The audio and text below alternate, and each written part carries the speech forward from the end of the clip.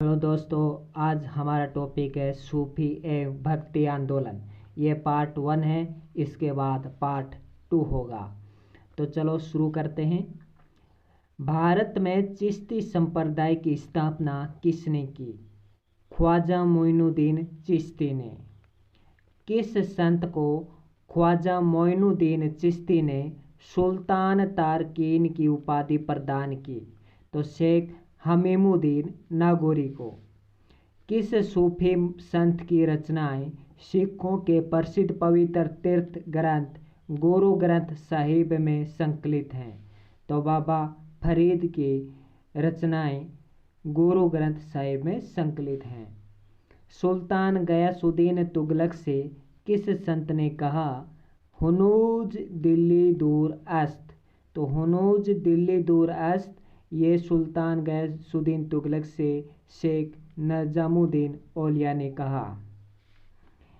किस संत को महबूब ए इलाही एवं सुल्तान उल औलिया की उपाधि दी गई?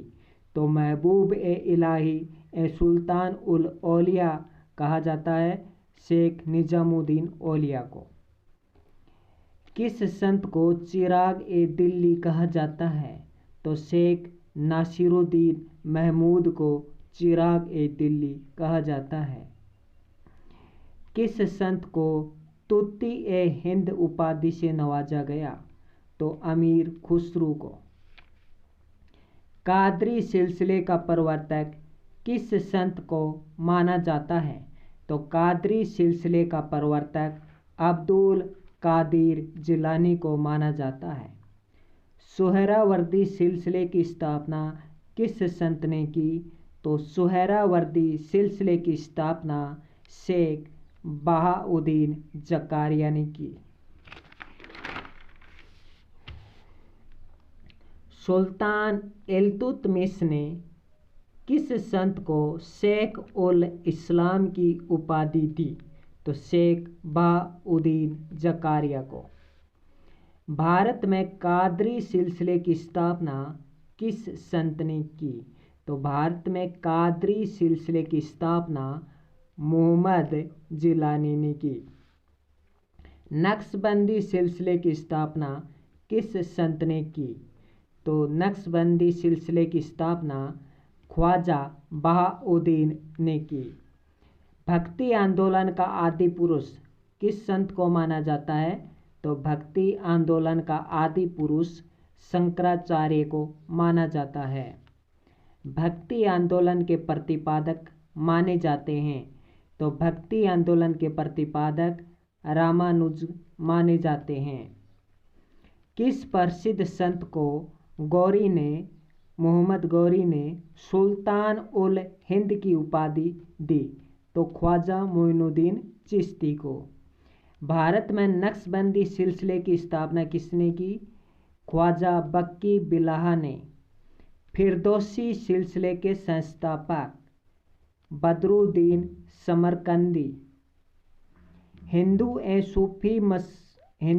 सूफी मुस्लिम मत का तुलनात्मक अध्ययन ग्रंथ नजमा उल बहरीन में किस संत ने किया? तो मुल्ला शाह बदकशा ने मुस्लिम एवं हिंदू का तुलनात्मक अध्ययन किया मजमा उल बहरीन में।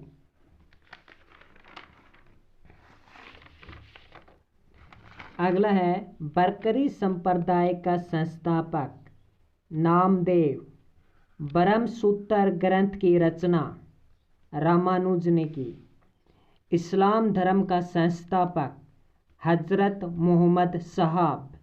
आजीवक संप्रदाय की स्थापना मखली गोसाल। नैनार भक्ति परंपरा किस देवता से संबंधित है? शिव से।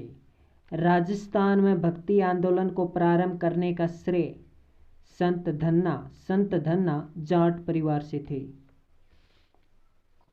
गौड़ संप्रदाय की प्रधान पीठ गोविंद देव जी का मंदिर जयपुर में।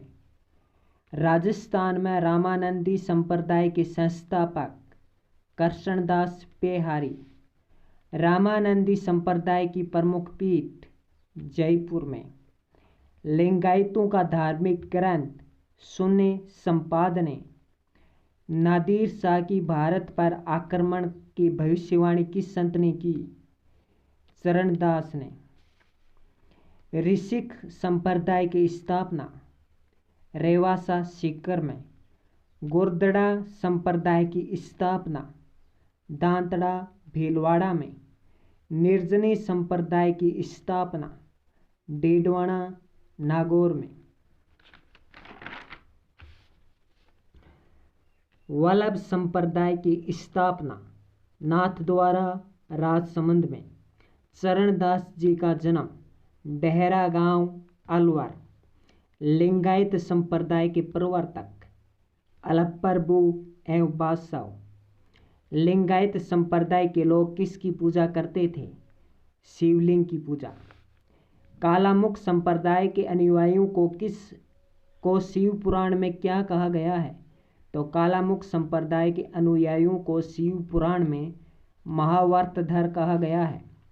कापालिक संप्रदाय का प्रमुख केंद्र श्रीशैल। पाशुपत संप्रदाय के अनुयायियों को क्या कहा गया? पंचात्रिक। अध्यात्म रामायण ग्रंथ की रचना रामानंद ने। परमार्थ संप्रदाय के संस्थापक रामदास। दास बोध नामक ग्रंथ किस संत ने लिखा? रामदास ने। वैष्णव संप्रदाय का संस्थापक रामानुज। राम भक्त संप्रदाय का संस्थापक रामानंद। दादू दयाल जी के गुरु का नाम वृद्धानंदा। दादू दयाल जी किस ग्रंथ में अपने ग्रंथ लिखते थे, रचनाएं लिखते थे?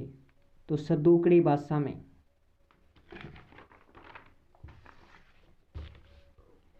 भागवत संप्रदाय के संस्थापक वासुदेव।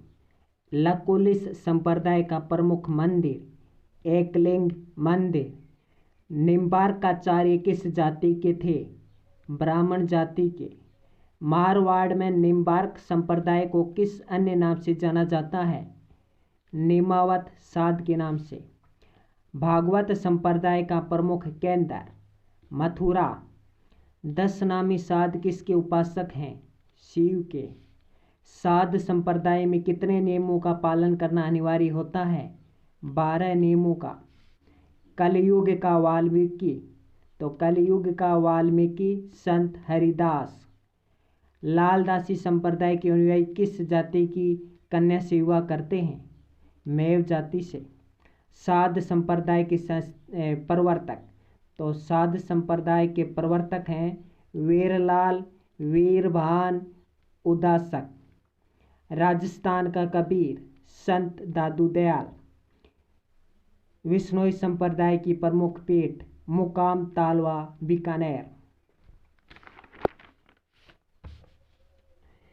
किस संत को भक्ति आंदोलन का प्रतिपादक माना जाता है?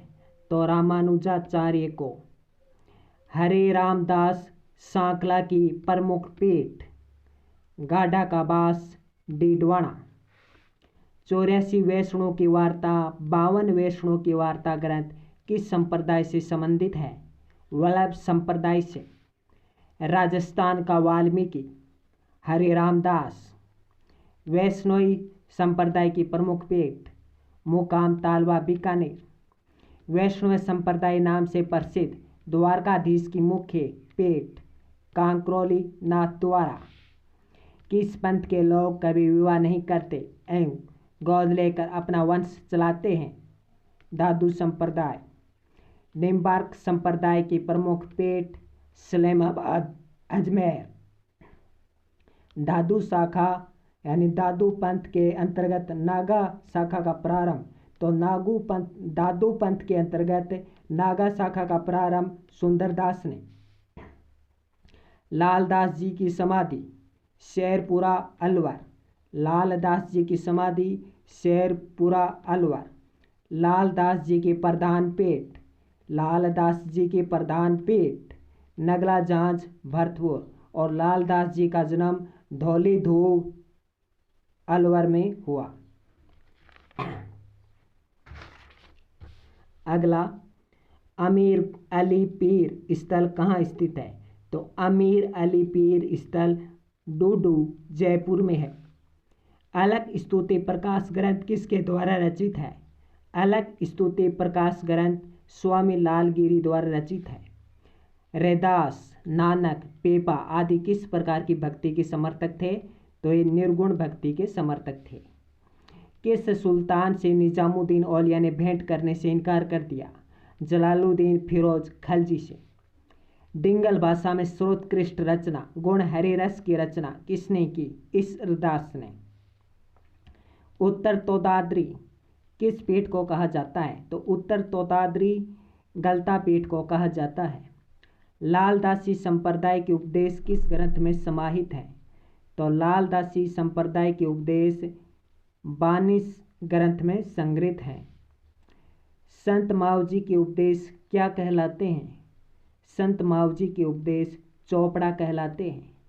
परनामी संप्रदाय के आराध्य देव श्री कृष्ण